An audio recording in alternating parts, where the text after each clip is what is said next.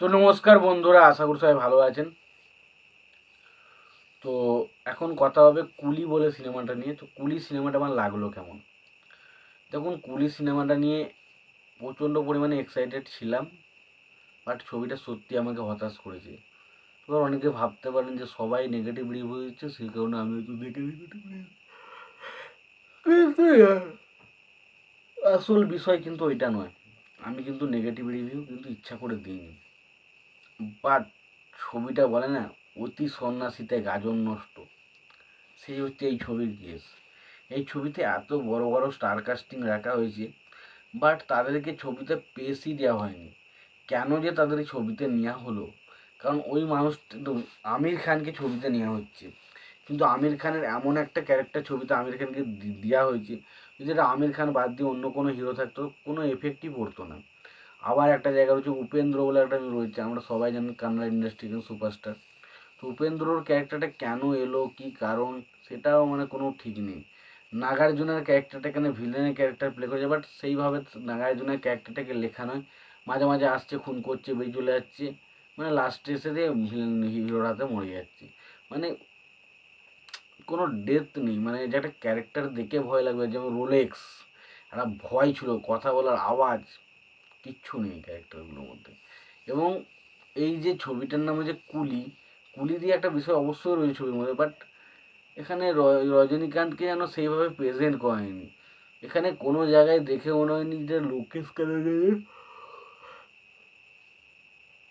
Original ছবি। এখানে আমরা মনে হলো যে লোকেশ কানাগড়া তিনি যে ধরনের সিনেমা বানান সেটা থেকে পুরোপুরি বেরিয়ে সে তার এই যে ধরুন রজনীকান্ত একজন এত বড় সুপারস্টার, তার হিরোইজম এসব দেখাতে গিয়ে ছবিটাকে এত জঘন্য একটা বাজে ছবি বানিয়ে ফেলেছে, জাস্ট বলে বোঝাতে পারবো না ওনাদেরকে। এবং ছবিটা অনেকে খারাপ বলছে বলে আমি বলছি না, বাট বিশেষ করে সবচেয়ে বেশি খারাপ লেগেছে এই ক্যামিওগুলো। ভাই কী কারণে ছিল আমি কিছু বুঝতে পারলাম না। এবং এই ছবিগুলো যদি ওদের না দিয়ে যদি অন্য কাউকে থাকতো, কী এমন চাপ হতো ভাই, কিছুই তো হতো না। কারণ এমন কোন, আপনি আমির খানকে নিচ্ছেন লাস্টের 5 সেকেন্ড বা 5 মিনিট বা 10 মিনিটের জন্য, এবং সেখানে এমন একটা ক্যারেক্টার দিচ্ছেন, আর বলে আমি আর বোঝাতে চাই না, মোটামুটি স্পয়লার হয়ে যাবে, বাট এটুকু বলতে চাই এরকম ক্যারেক্টার উপেন্দ্রকে নিচ্ছেন কি না দু একটা সিনের জন্য, বাট 2-3 মিনিটের জন্য, তাও ঠিক আছে, কিন্তু সেটা কোনো কারণ নেই আপনি ওটাকে ক্যামিও করে দিচ্ছেন। মানে জাস্ট বেকার, জাস্ট বেকার। এবং সত্যি কথা বলছি, লোকেশ কানাগড়াজের ছবি আমি বিশাল পছন্দ করি, বাট তার ছবি এরকম অবস্থা, তার ছবি এই হাল, জাস্ট কী বলবো, এতটা খারাপ লাগলো জাস্ট বলে বোঝাতে পারবো না।